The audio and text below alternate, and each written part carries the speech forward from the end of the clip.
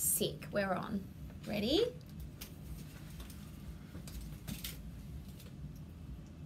Good morning. Wow. How's that for you? Hi everyone, good morning and welcome to episode 2 of How to Socialise Online. I am your host, Brooke. Would you like to say your name so no one can misunderstand it? Brooke Vulinovich of Villa Management. Yeah. Now I know that is quite the tongue twister. Vulinovich. That's how I would have said it. Vulinovich. Vulinovich.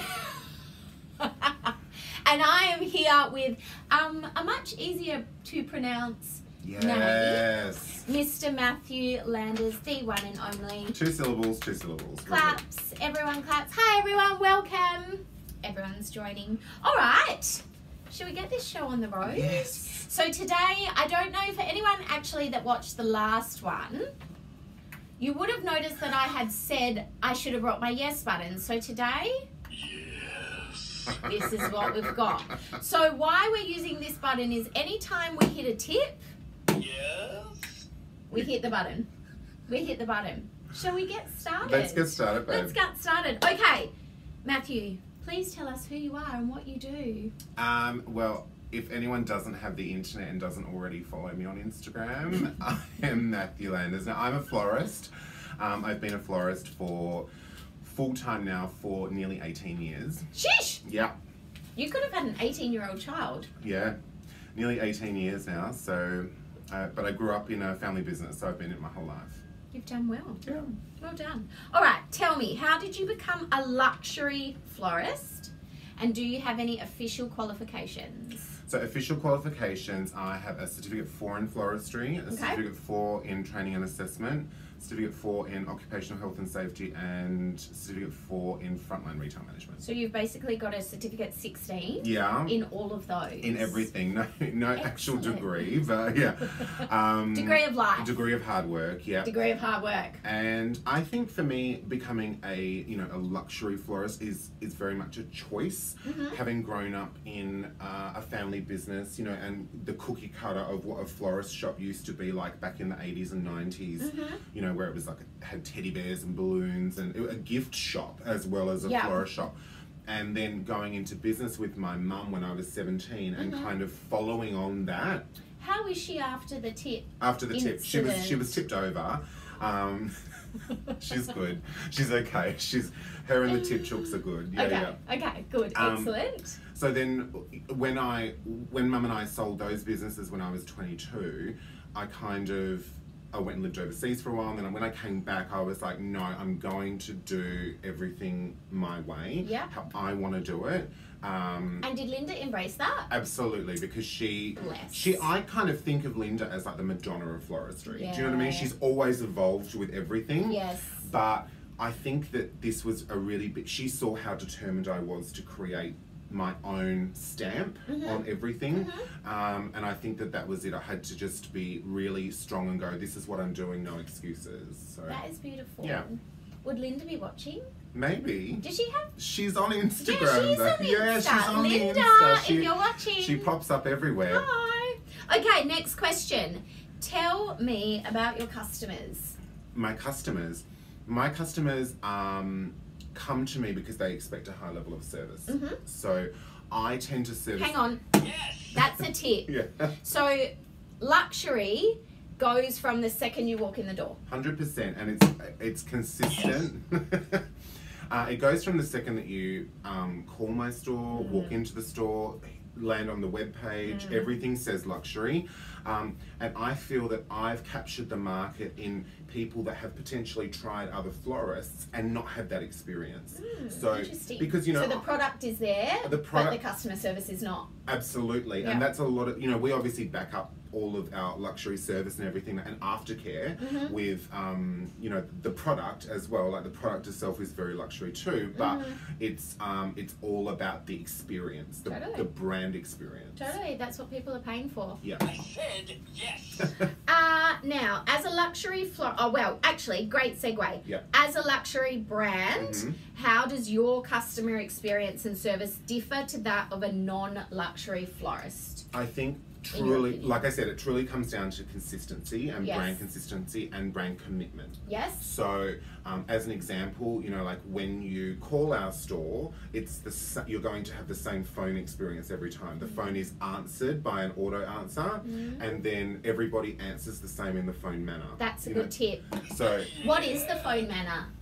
it's all about who you're, you know, speaking to. So if I was to answer the phone, it would be like, you're speaking with Matthew, how can I help you today? So it's an open question. That's nice. How can I help you today? Another tip, how can I help you? Because businesses only exist because you can help somebody else that has a problem. If you cannot help someone to fulfill a want or a need, you do not have a business, you have a hobby. But also, like if I was to answer the phone, hello Matthew speaking, it's a close. Yes, I'm I see what closing you're the saying. call. Yeah. So it's like, the phone answers itself. It has an auto answer that says, thank you for calling Matthew Landers, your call may be recorded, blah, blah. And then it's all about, hi, this is Matthew speaking, how can I help you? So we're immediately asking a question of how can we, you know, assist you today, I like rather that. than just closing it off being like Matthew speaking. It's lovely. And then walking into the store is the same process. You know, everybody gets greeted exactly the same.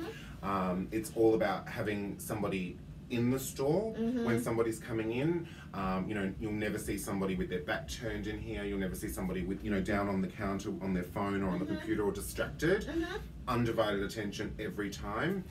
Email is actually the same. So we have an email policy that must be responded to within 1 hour during business hours, because email, of course, is exactly the same nowadays as the phone ringing. So when the email chime goes off, it's equally as important to us. So if we were doing something, we would drop everything to go and answer the phone. Yes. The same thing, we drop everything to answer the emails. Yes, absolutely. So and then the website, it's about making it not only functional, but also trying to make it easy for customers, and also trying to answer their questions, to avoid receiving emails or phone calls being like, I don't understand what this means. Back and forward, back and forward, back and forward. And you do have a beautiful website. Just to try and make it easy for people, you know, and keep it direct. It's not fussy, it's not over the top, there's not too much content, it's really, you know, easy to navigate. So I think that level of luxury, it definitely resonates throughout the whole business, you know, as a consistent flow, and that's the most important thing, even to the point, because having a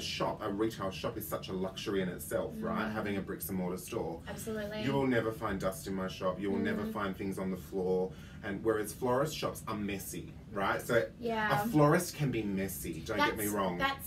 It's a display. The entire store, it's like a walking exhibition. Window experience. Yeah. And that's the thing, you know, the shop should look like a polished shop window all the time. So it's just like part of our daily opening procedure is making sure, is there dust on a shelf? Is there something on the floor? Do we need to have the window cleaners come in today? Do you know what I mean? Like things like that, because it's that level of luxury that I'm selling. And the candle. Beautiful the candle, touch. always a candle burning. Notice that? Yeah, no clutter. No. You know, everything's easy to look neat. at. It's neat. It's very, not fussy. Well done. Thanks, babe. You've done well. Okay, now, this was actually a follow-up question. Okay. What do you say, or how do you politely decline those who cannot afford your services? Okay, and this does happen, of course. The one thing that, before I even answer that, the one thing that I always think about is, just because you can't afford it doesn't mean it's too expensive. Do you know what I mean? That's a good point. Because like, just because I can't afford to have my whole house decorated in Hermes doesn't mean it's too expensive. Yes. I just can't afford it. Yes. Right? So the biggest thing I think is not closing, you know, the answer with a no, sorry. Like for instance, if somebody contacts us and they say, oh hey, we're just after, you know, like 5 $30 bunches for presentations, it's like, oh okay.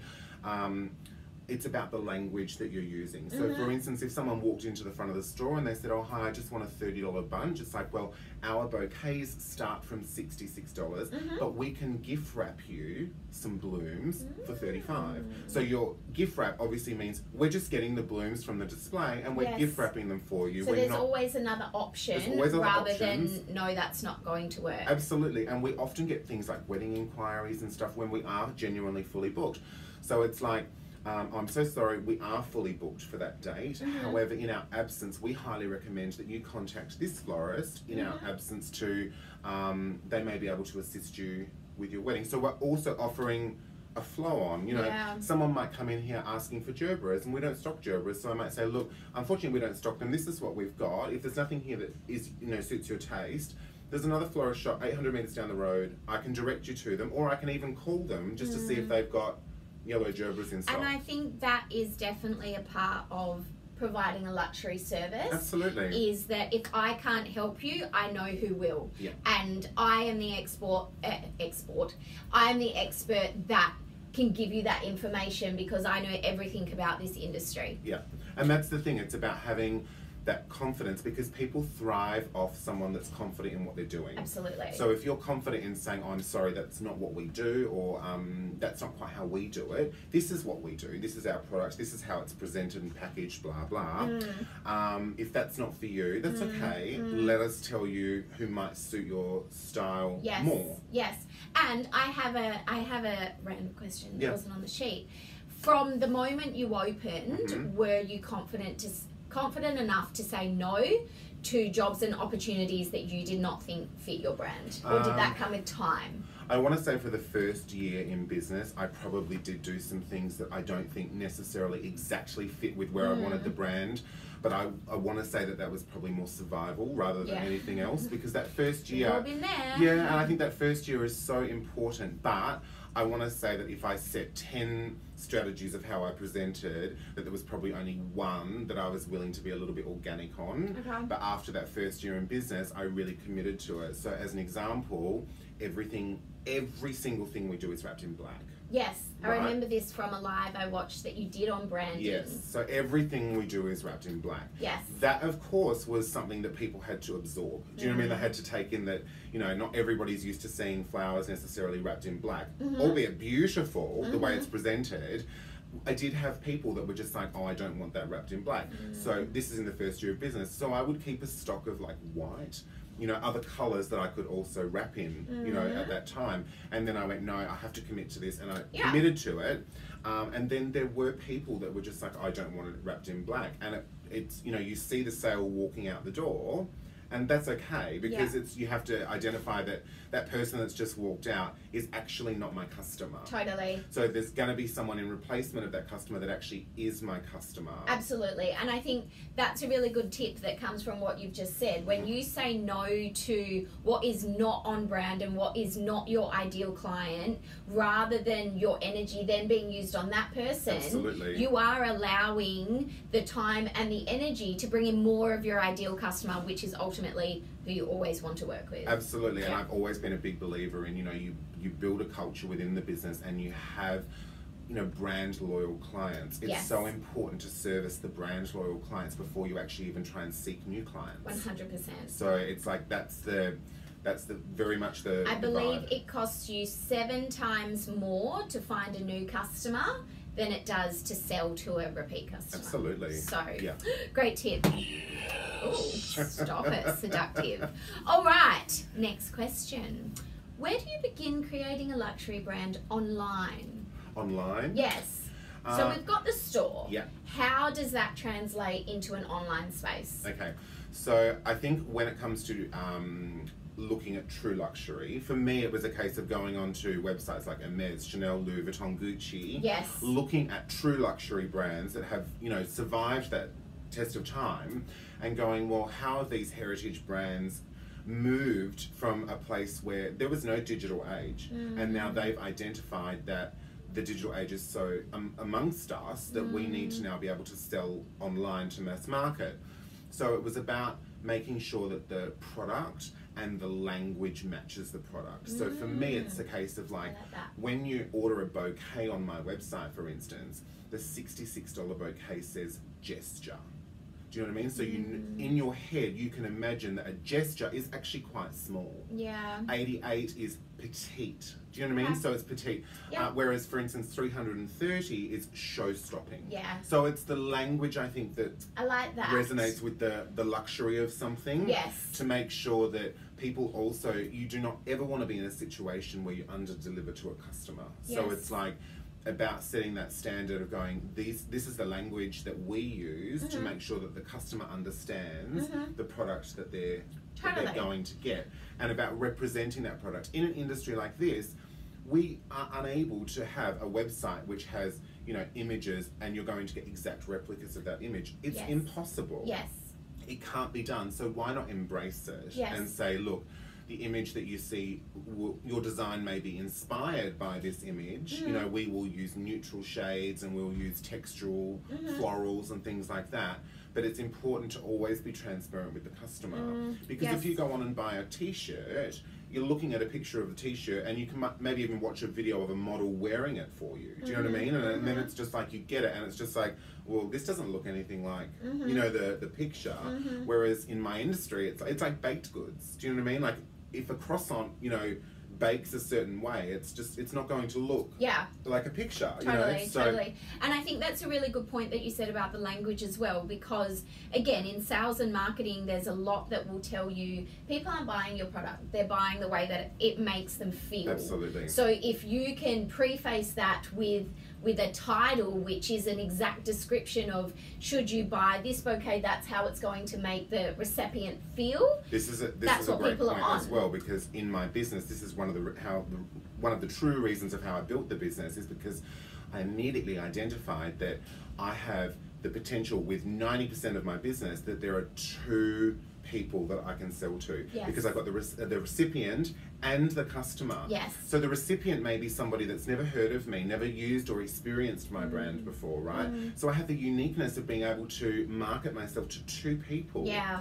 So that's why it's important that the recipient and the customer have the same same level of experience. Yeah, So it's totally. like that makes them feel like that's two people that I've captured. You know, Totally. double the, and it's free marketing. Well, I was about to say that you have a marketing opportunity in every single purchase that goes Absolutely. beyond the sale. Yes, Which 100%. that's very unique.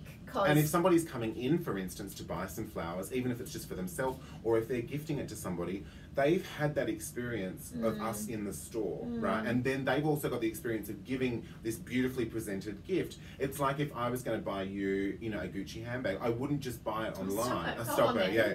I Can wouldn't you just give buy us it online. I'd go in and buy it. Yeah. So because then I'm having the luxury experience, Yeah. and then I'm giving you something luxury. Do you know what I mean? So it's Yes. that. I'm very aware of that. Yeah. So that's why it's so important that, and this also works in conflict. So if we have an instance where we have a complaint, it doesn't happen very often, but when it does, I take it really seriously. And the first thing I do, we had one a while ago where we sent something on a day early, right? So it was filed in the wrong place and something went out a day early, right?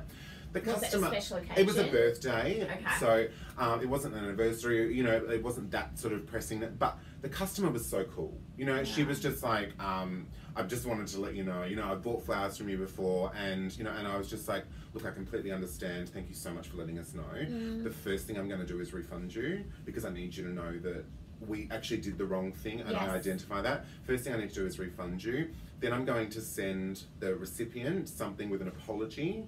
Then I also sent the customer something to her home address. Stop it, I love that. Because that's really important. That's a very high level of customer service. And it's genuine too. And I think that's important as well, to let your customers know, you know, you have a very successful business, but you are going and to not take... scared to also take it back and give it to them. Totally. And you're going to take every sale as a personal experience rather than just dollar signs. It doesn't matter of the dollar value. You know, they could be coming in here getting a $66 bouquet, or they could be ordering, you know, $1,000 worth of roses for a hotel room. You know, it's the same level of service. Nothing's different. Nothing changes about the level of service in these four walls. So that's why that's how seriously I take it, and I need the customers to know that they are loved and that they're respected. You know, they're not just a number on an order form. You know, that, and also it's so important. And a lot of the time, people are like, "Oh, I can't believe you're calling me," and I'm like, "Of course I am, because I need you to know as well that I see everything." Yeah, you're present. You're not a name on a wall. You are a living, breathing, huge part of this business that's here all the time. And people respect that as well. And they like to know that they're not just a number, and they feel welcome. Totally. And I've probably, in the nearly 7 years that I've had the brand, I've probably had maybe 20 complaints as such, I reckon, which is actually really low. Really, really low, right?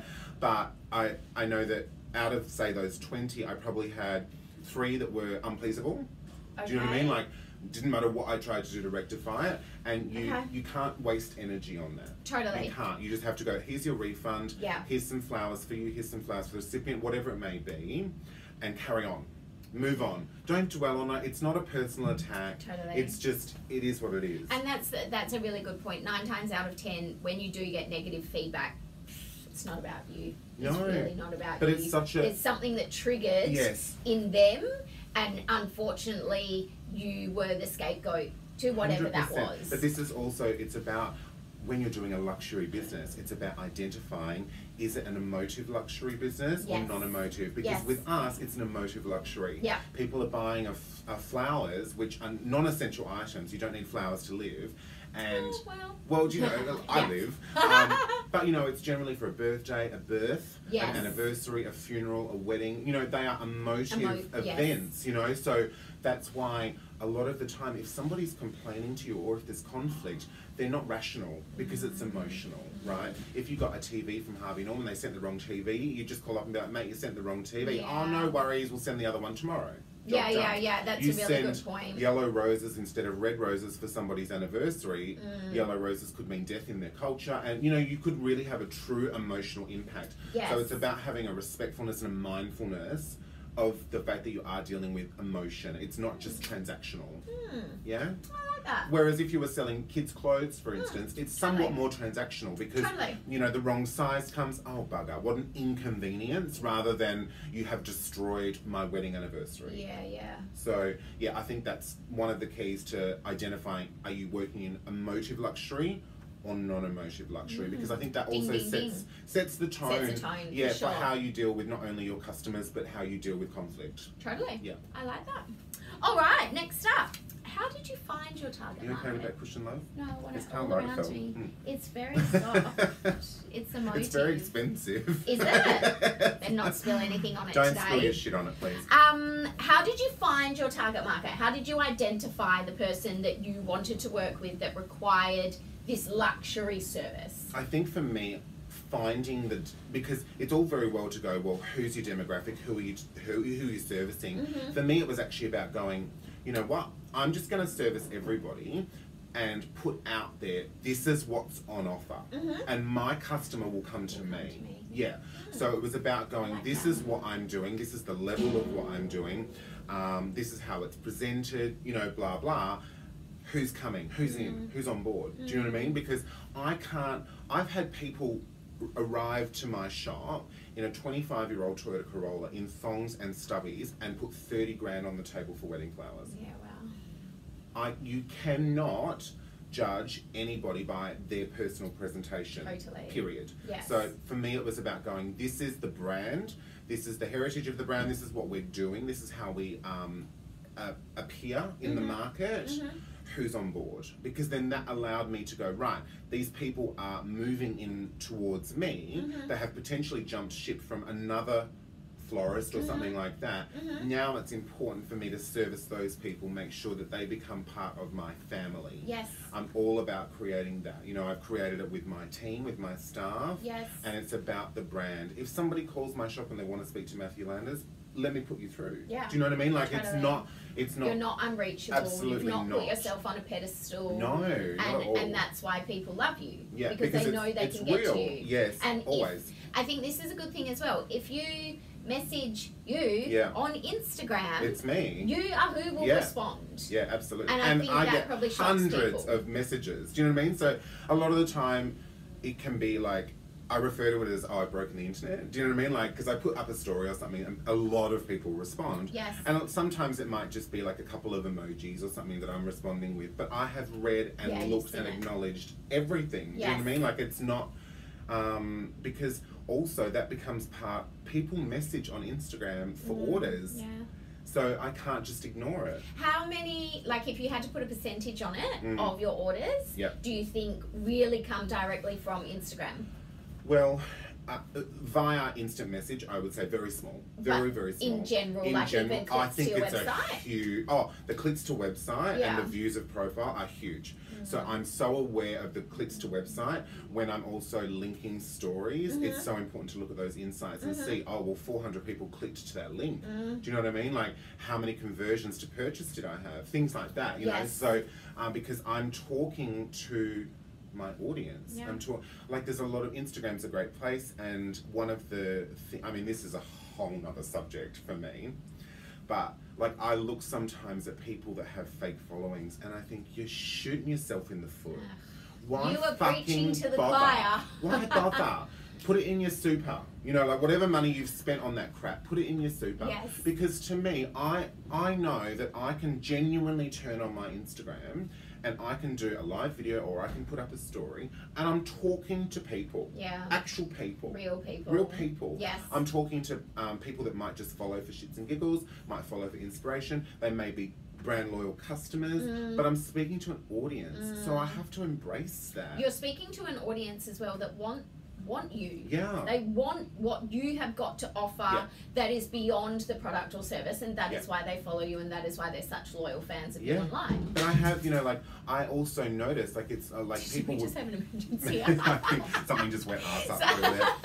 But I look, you know, there's, for instance, there's occasions where, you know, I will see an online order come in and I'm just like, God, that name looks familiar, and it's somebody that responds to lots of Insta stories or something like that. Do you know what I mean? It doesn't go unnoticed. It's a nice feeling, isn't it? Because you think, oh, you really do want to support me beyond just shooting through an Instagram message. There is more to that. You want to become part of your family, like you said. And that is what people buy into, and that is really as well how you do make this sale off Instagram, by providing consistent value and building up trust, that people want to be part of that, and then that's why they purchase your product or service. And I would put $500 cash on the table that every single client that has booked me for a wedding in the last 3 years looked at my Instagram before they booked me.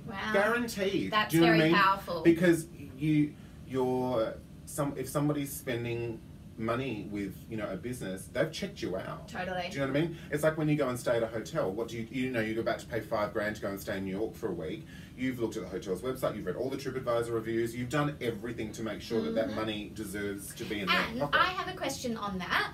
If you, let's talk about hotels for a second. If they had a crappy Instagram, would you stay there?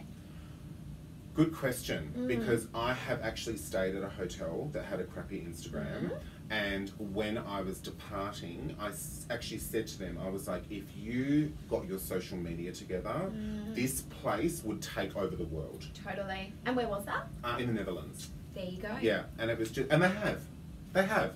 Like, I still follow them. I still follow them because it's the most exquisite venue. Yes. And it was when Cameron and I were looking at wedding venues and stuff like that, because we were going to get married overseas, and we were looking at venues, and I was like, this place looks really cool. The Instagram doesn't really show much, but the website looks really nice, and every review says that it's really amazing. So I was like, oh baby, if you had somebody come and actually professionally shoot for your Instagram content, unstoppable. Yeah. I'll have to get that off you. Yeah.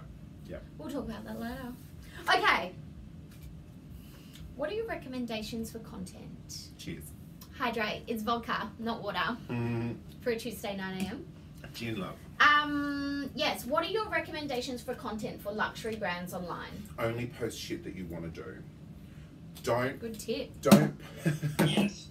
I would not post. Don't get me wrong, I will post Insta stories every day. I know that you've got your rules of how to post and stuff like that, which is obviously very tried and tested. My rules for posting is like, I will post Insta stories every day, right? But when it's permanent... You don't post to your feed that often. I know. I've been watching. Permanent content is maybe once every 2 weeks. Maybe once a week or 2 weeks. And do you find that... Okay, because this is my biggest message. Yes. People ask me all the time how many times a day you should post. Now, when you treat your Instagram as a form of communication, okay, and engagement is key to growth on Instagram. When you first launch your Instagram, people are not responsive. No. They don't know you. They don't want to have that conversation yet because they're still getting to know you. Yes. So you need to post more in order to then get them to start engaging with it. 100%. But once you've got a big account, Yeah. you don't need to post all the time because people are engaging all the time. When I truly realized the power of my account and how many people were watching stories and stuff like that, I thought they're already engaged. So if I'm going to do a permanent post, because permanent posts, sometimes I look at the engagement of stories, right? And I'm just like, why don't I have that many likes on a post? Do you know what I mean? I just don't understand it. I really don't. I'm just like, why? And I have seen his engagement on his story, and I've seen your insights when the love messaged me. I was like, is this good? And I was like, Jesus Christ. Yes. It's decent. Yeah, it's decent. Yeah. But it is a legitimate question. Yeah. How do you get those numbers to balance out? I wish I had the answer for that because I don't. But I don't. No, either. and something I do think though, like for instance, if I'm doing a permanent post, I've got Instagram accounts that I follow and I crave their posts. Yeah. And I want to try and get that. Do you know what I mean? Where it's just like I post something and people stop and go, oh, there's a post. Do you know what I mean? Like, and they stop because it's not all the time. Yes. Whereas I have other accounts that I have on mute or I've unfollowed because I'm just like, oh, they post too much. Yeah. And it's just, but I also watch the response. Yes. Because people are showing me, is this what they want? If people don't engage with it, I delete it. Oh. It's just like, Yes. so I give it 12 hours, Yeah. you know, and I look at it over the 12-hour period, and then if I'm not happy with the engagement after 12 hours, I delete it. Yeah. I go, it's not what my follower's looking for. Yeah, I love that. And it's that about is why I find something love it. else. Yes. Find something else that they're looking for. This is why I love Instagram so much, because you don't need to guess what people want. They'll tell you. But the people will tell you, or Yeah. you'll hear crickets, and then you still know what they want. Yeah. So I think that is a really good point. At the start, you're testing the waters. Very much. Because what else can you do? But as you grow, your audience will depict how many times you post. Yeah, and I think there's a fine line as well when it comes to content of how much personal versus professional you should share. Absolutely. So that's why I don't mind sharing personal on my stories because it's just like you're seeing the real me, you're seeing how we work, you know, my outside life, things like that. And it becomes aspirational as well. Like people see that I, you know, like, and it's not even me trying to be, what's the word, like cocky or like ostentatious or anything like that. But people see that I'm always traveling business class, constantly wearing designer clothes, constantly receiving designer clothes and stuff like that. That's from fucking hard work, love. Do you know what I mean? Totally. That's not a gift, and that's not because I'm charging too much or anything like that. It's got nothing to do with that. It's from the fact that, like, over the last 7 years, I've worked bloody hard on this business to be able to have this take-home wage every week. Totally. And what I do with that is what I do with it. You are here, I believe Friday's your day off, but other than that, you're here every day. Yeah, there has not been a Every week day. that I have not worked 60 or 70 hours a week. And there you go. Ever, I don't think. Like, because I love it and I can't imagine myself not doing it. And that's the reason we're so successful is because I'm driving this boat. Like, I'm always here, and it's like I don't want to be pretentious in a way, but I also want to have that aspiration because I know a lot of people follow me because they want to know how to get to this level. Yeah. And it's like you too can have They want to know the shortcut. Yeah. That's there what is they no want. shortcut. They want to know the secret and the shortcut and how you can buy that Gucci bag. Yeah. Because you work your fucking ass off. Absolutely. There's and that's no the reality. shortcuts. There's no shortcuts. No. There's no shortcuts and there's no secrets. And it is just hard work and commitment. Yeah. Yeah. Totally. Yeah. I love it. How do you keep a luxurious image when you're using pictures taken by clients? If the picture is not on brand as point. Well, so for instance, like, okay, there's a couple of examples of that. So we constantly get tagged in things. You know, like if it doesn't like look how I want it to look in my tagged feed, I just remove the photo from visible. So I'm still tagged in it, but it means that when you go onto my Instagram, for instance, and you see the photos that I'm tagged in, I have curated those photos. Okay. I have made sure. That's a good tip. Yeah, so I have untagged myself in anything that doesn't fit with that because I also look at the tagged photos as photos that I want people to look at. So for instance, it's just like, okay, as an example, like all of the things that I've been tagged in for this Friday's event, I will untag that after the event. Yes. Do you know what I mean? Because it's no longer relevant. Totally. So I wouldn't want something like that clogging my tag feed. Yes. You know, like when it's no longer relevant. Yeah, so it's makes sense. also about going back and checking yourself every now and then. Yep. Go back, look through your Instagram tag feed, untag anything that's no longer relevant. Yep. Go back through your post feed, delete shit that's no longer relevant Yes. too. I think that's a really good point. Do not be afraid to delete things from No. your feed. It's like, let's say you're making over a room. Why would you keep all the old furniture and then buy all new furniture? But there's people that have Instagram accounts that, like, I look at them and, you know, it's Kmart furniture in one room, moved around 20 times, and they posted 100 pictures of it. It's like, how many times do we need to see this? Do you know what I mean? Like, that's not good engagement to me. It's like, you have to be posting things that are new, and you have to... Totally. There's an evolution. And if you've got nothing new to post... Don't post. Don't post. No. Just engage. Yeah, engage with your audience. Yes, 100%. Or engage with outsiders. Look on your magnifying glass. Go to recommended accounts. Look at what they're posting. Engage with them. Be like, beautiful work. Whatever. Do you know what I mean? Like, engage with other people. That's not a bad thing either. Treat a social network as a network. Yes. People forget about that word, and it's not an advertising it's not a billboard. It is a group of people online that you can essentially inject yourself into at any time to engage with and start a conversation. There's a when I worked overseas, there's a really sort of there's a really high profile florist that has a huge following as well. And the last time I spoke with him, he said something to be mindful, Matthew, is that just because they don't follow you doesn't mean they're not seeing what you're doing. Isn't that true? It's so true, because I thought, okay, and the fact that I got a signed book from RuPaul the other day. Saw that, guys. Madness. But it's just, that goes to show, it's just like, just because they don't follow you doesn't mean they're not seeing what you're doing. Totally. You know, so it's like, I look every now and then, like if I post a story and like a runway or something stupid, right? And then I look at how many times it's been shared, and then I go through and I flick through the viewers and stuff like that, and I'm only looking for blue ticks. Do you know what I mean? That's all I do. I flick through until I get to a verified badge, so I can see, oh, that celebrity has looked. Oh, that magazine has looked. Do you know what I mean? It's like... Isn't it interesting when you see a post and you see the direct messages and you're like, who was it? Yeah. I want to know. And why are you sending it in a direct message? Who are you sending it to? Yeah. And every now and then you get someone that direct messages you. They're obviously trying to forward to someone else. Yes, and they send it to you. Yeah. I love it. That's funny. Okay, cute. Moving on. How do you promote your Instagram account and get paying clients from it? Post what you want to sell, basically. Like we had a huge weekend of weddings this weekend just gone. Yes. And we did a particularly beautiful wedding on Sunday. Saw that. So this week I will start to post photos of that wedding. Yeah. That will be my content. Yep. Because I knew it was coming up, and I thought, great, I have content coming for that, because I know that by posting that content, it means that when clients are maybe looking or to engage somebody, they're going to look at that and go, oh well, this florist has obviously already done this before.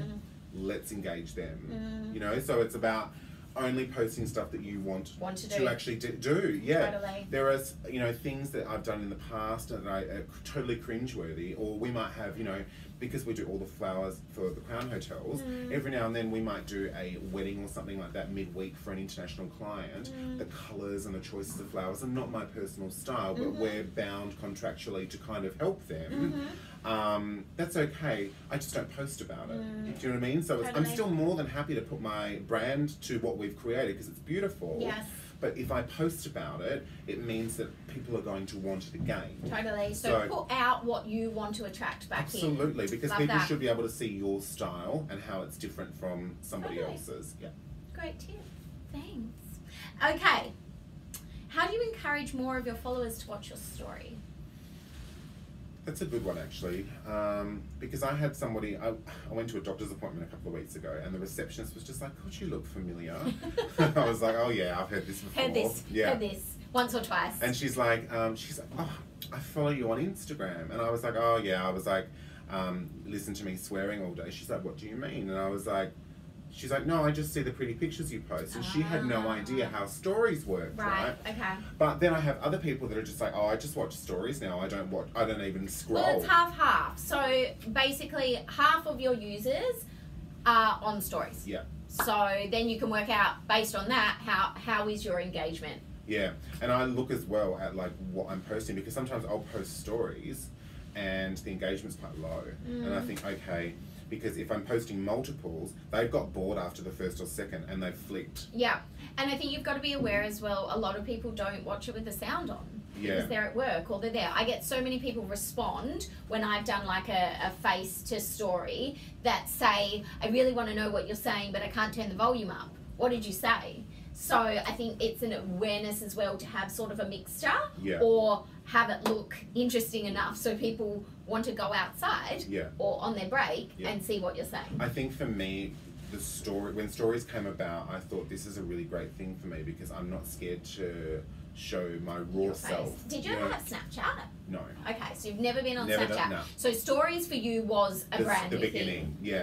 So for me, it was just like I wanted to also show the vulnerability of me, the real life, the real hard work, what actually happens behind the scenes, you know, like, and also the candid nature of taking the piss out of yourself. Do you know what I mean? Like a 120 kilo man strutting down the shop in a pair of high heels. It's funny. Do you know what I mean? Because it's just like, you know, you have to learn. If you don't know what we're talking about, head to Matthew's profile, and one of his highlights is runway, yeah. and you can watch what we're talking about. But it's just like being able to have that sense of real. Why is that? Because I think a lot of stories was the best thing that ever happened to me. Because because I used to have these people that had this vision not only of me but of the brand, you know, that somehow I'd won lotto when I'd started this brand, and I was just like, if only you knew. Do you know what I mean? Like that would have been nice. Or they would think I was very arrogant or whatever, and it wasn't that. I've just always been that person that was actually quite happy just being in the corner of the room and observing. You know, it wasn't from being arrogant, it was just bitchy resting face and,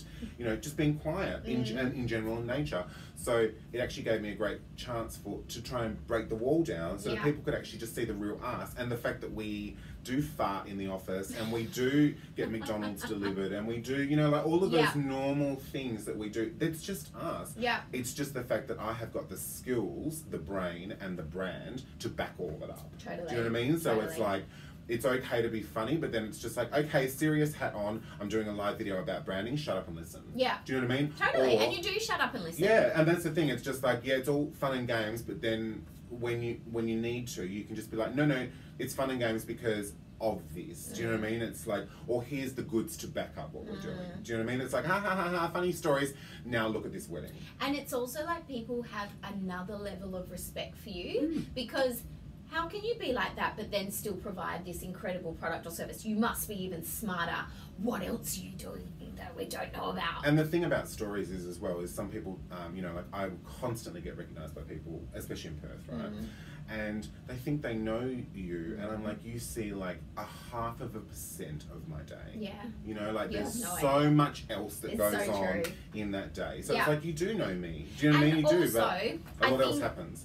Something really good to note on is, yes, you can use stories to show the behind the scenes of your business, but never forget, it is a business, it is a professional platform, and there is still a level of what you can show. Decorum. You know, like there's and there are things that I've posted in the past and I've kind of rewatched it and thought, oh, and removed it straight away. Do you know what I mean? I thought, no, that's a bit next level. It's pushing.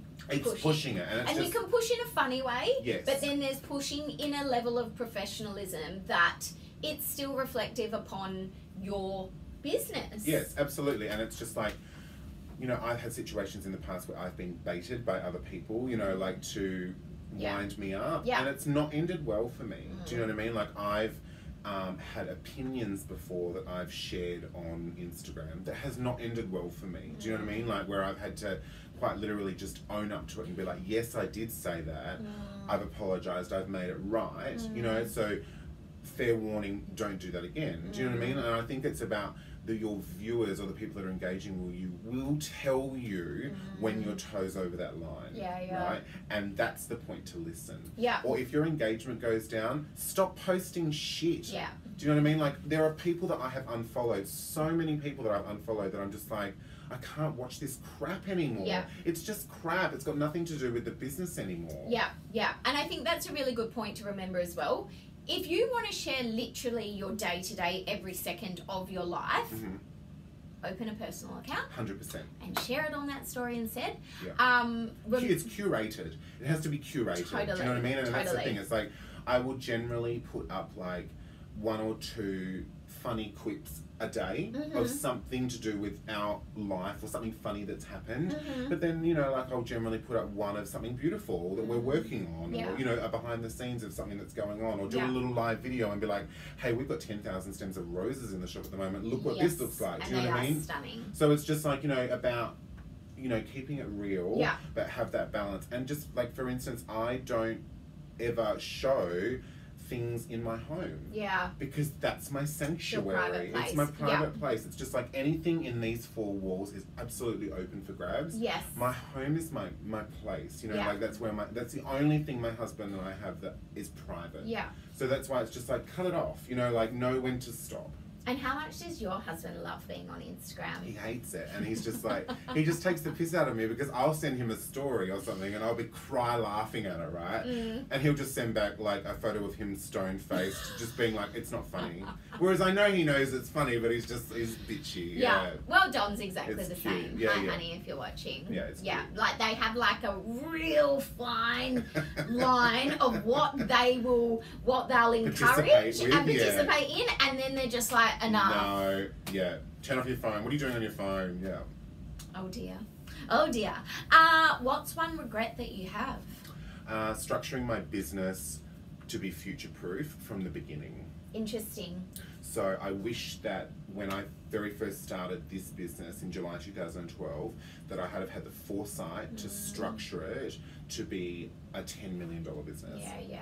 So I, for instance, didn't structure it properly, and then like for the first 3 years of business, I paid almost $200,000 more tax than I needed to.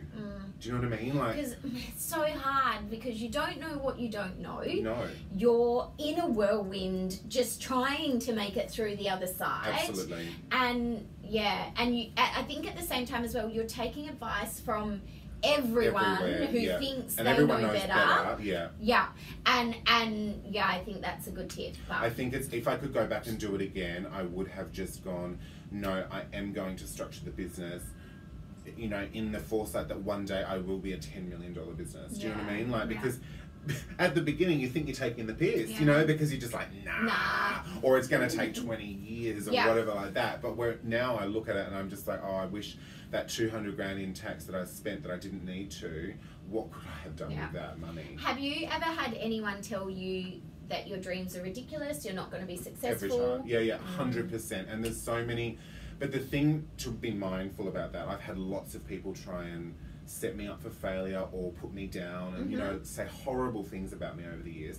That's their insecurity speaking. 100%. And it's really important not to let that negativity deter you from your goal and your destiny. Because you're setting the path, you're paving your destiny, right? So there are so many things I look back on and I'm like, I'm so glad I was able to just not take that to heart. Maybe at the time I might have cried about it and been like, right, carry on, pick yourself up, girl. You're doing the right thing. Totally, because it stings. Yeah, it definitely does sting. Yeah, and I still get it now. It doesn't, you know, the bigger you get and the more well-known you are, the more you get stung, right? Which is great because it just means that you're doing something that people think that they can't do. And if only those insecure people actually had the strategy in their mind to go, you know what? He's not doing anything that someone else can't do. Let me do the same thing, or let me find my own path. It's so true. It is true. I'm not doing anything that other people can't do. So, yeah. I love it. Okay. Oh, my question. Okay. If you were given $500,000 to invest in your business, how would you spend it and why? This is such a good question. Thank you. Where the business is at right now, like $500,000. It's a lot of fucking money. Okay, but that's a good point. Because like I look at how much we turn over, I look at how much our expenses are versus how much our incoming, outgoing, everything like that. In my business, $500,000 is actually not a lot of money. Do you know what I mean? So it's like, that's the perspective you have to have. Because sometimes, like if you gave me $500,000 on a personal level, wow. Do you know what I mean? Like that's a lot of money. On a business level, for me, it's not a lot of money. So I would actually have to look at that and be like, wow, this is actually a small injection. This is actually only, you know, like 20% of my turnover. You know what I mean? Like, because I think that is a really good point, and I love that you said this on I don't know if it was a live or you said it somewhere. I was watching that. You walk into this shop and you know exactly how much it's costing you every single day, and I think that's what makes you so successful as well. You are not just looking at the what you are netting. No. You're not looking at just what's coming in and the revenue that you're turning over. Not, You're looking at what's going out all the time. I know the cost of operation per hour that we trade per year. Do you know what I mean? So like, if we're open this many... Knowing your numbers is extremely powerful. We're open this many hours, we're open this many days a week, we're open this many weeks of the year. So I know how much it costs to operate the business. I know what the break-even point is. So I know how much money we have to turn over just to break even. Do you know what I mean? And I also know what the cost of liquidation is. If my business went tits up and I went into liquidation, I know how much I'd get for everything. And how did you get the knowledge to know that was important to look at? Or do you think that's something that come from your mum, from working in a shop? I think some of it came from mum. I think some of it just came from me, you know, looking at a business with fresh eyes as well and going, okay, I'm about to go into business. This is, we're talking July 2012. I'm going into business. I've got 10 grand on my credit card. I've got 10 grand cash, and I've just moved back from overseas with $100,000 personal debt. How am I going to make this work? Because I can't go tits up, right? So this cannot fail. This cannot fail. So that to me meant I needed to know the expenses. I needed to know how much money I needed to generate. Then I had a goal. Okay, I need to generate $500 a day in turnover to start with. Right, I've got a goal. Do you know what I mean? Every single person that walks into the shop, they're not leaving until they've spent money. I'll talk their ear off. Do you know what I mean? Like, that's the thing. You know, it's like, we call it luxury service. Really, I was just, you know, like, I was just making sure they didn't leave without buying something. I love it. And do you think that's important to have a goal every day? Every day. Every week? I do a top 5 every day. So I set myself, some people are list mongers, you know, lists don't work for me. I set myself 5 tasks to do every day, and I don't leave until they're done. So they're reasonable and they're achievable. And do you do that the night before or as soon as you get in? Right. Because if I achieve those 5 tasks per day and I cross them all off, then you're able to leave and go home without You feel mentally clean, don't you? You don't be like, oh shit, I didn't do that, or oh, I didn't get to that. It's just like, no, I did my best for today. I like that. I don't even need to think, oh, I'll do that tomorrow, because tomorrow morning is when I'll set my top 5 or my top 10. And I will get those done in order of... It's in order of necessity. Yeah, absolutely. And I think that's interesting because I do something very similar. I have an ongoing list that literally, as soon as I think of something that needs to be done, it goes on the list. And then every single day I start the day by going, what do I need to do today? My, again, top 5 things that I need to get done today. And the list just grows and grows and grows and grows. But it's also because I have my... no phones after 7 p.m. rule. So the list is not on my phone. It's written down. Same. And then if I think of something that I need to do after 7 p.m., I'm not going to do it. I'm just writing it on the list, and I know that I start it the next day. I think $500,000 for me would be... Yes, we got distracted. I just thought about I think $500,000 for me would actually probably... what I would actually grow the business with back end. Okay.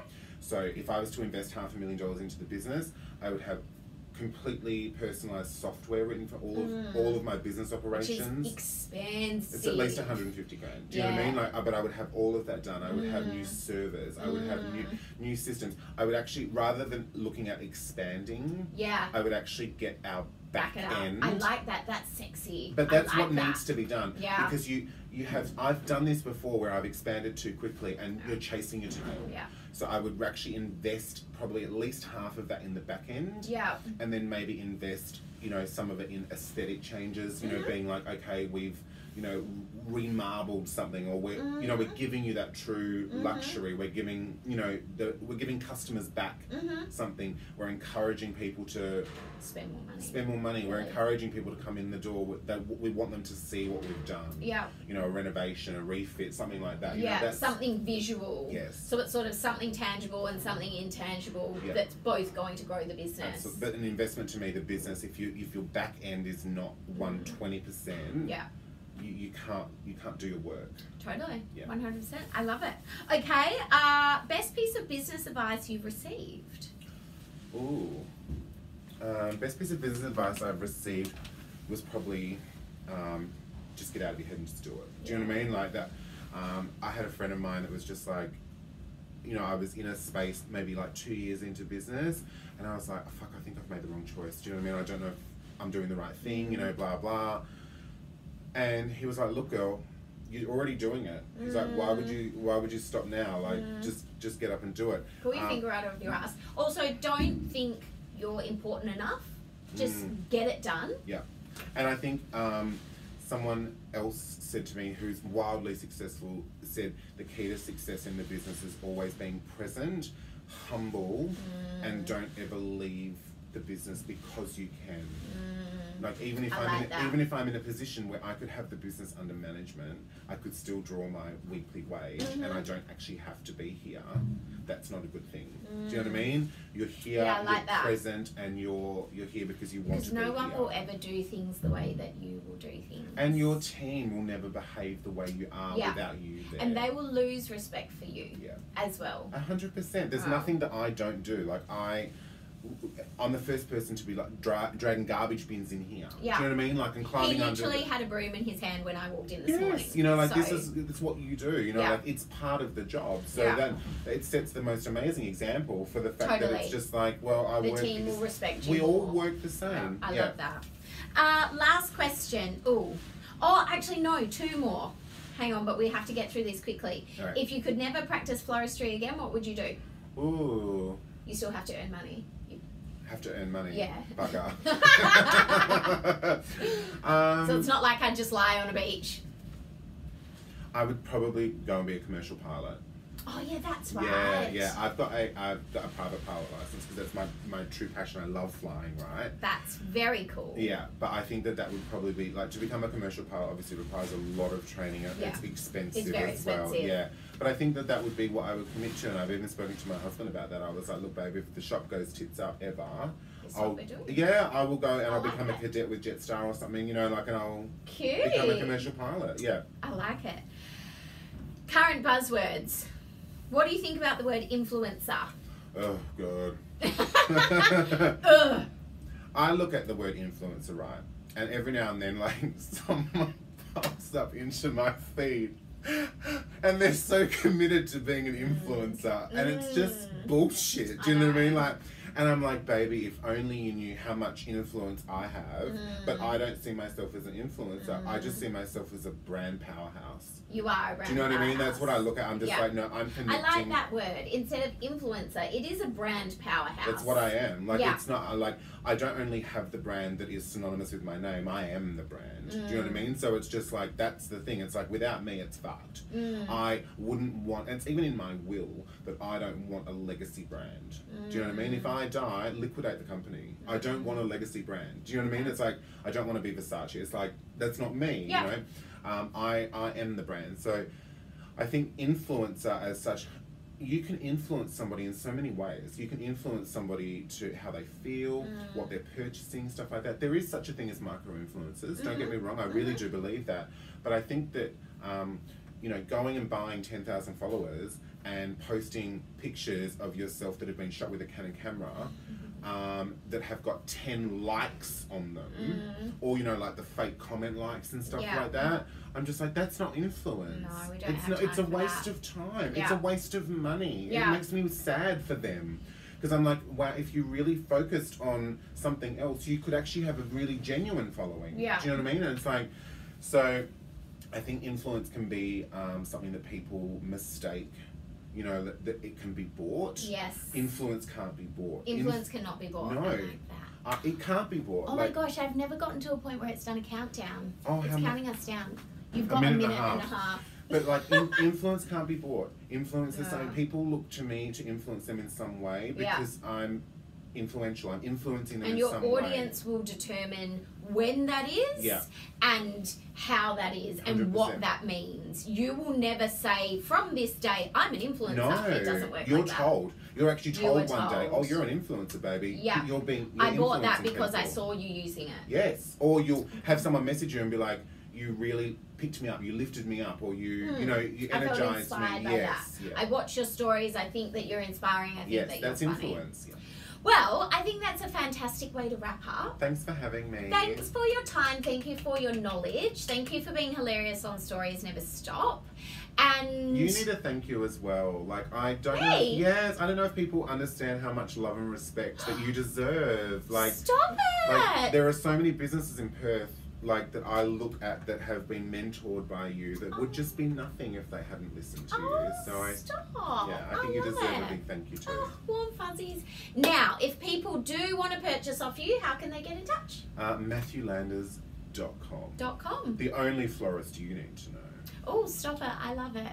And that's it. Yeah. All right, guys. Thanks for watching live. If you're watching the replay, replay. Thanks for the replay, and have a super great day. Bye. Bye, everyone.